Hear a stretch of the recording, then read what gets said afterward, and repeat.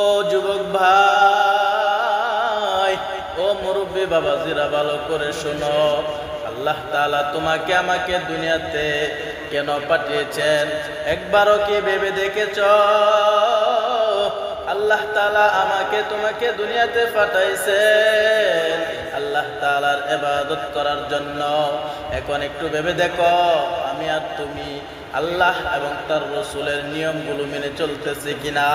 আল্লাহ তাআলা যে আদেশগুলা করেছেন, রাসূল সাল্লাল্লাহু আলাইহি ওয়াসাল্লাম যে সুন্নাতের কথা বলে গেছেন, এগুলোর উপর কি আমরা আমল করতেছি কিনা, আল্লাহ তাআলার ইবাদত করতেছি কিনা।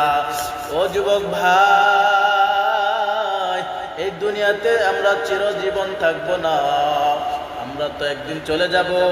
কাল কিয়ামতের দিন যখন কাঠগড়ায় দাঁড়াইতে হবে, কাল কিয়ামতের দিন কাঠগড়ায় দাঁড়াইয়া কি জবাব দিব রে ভাই?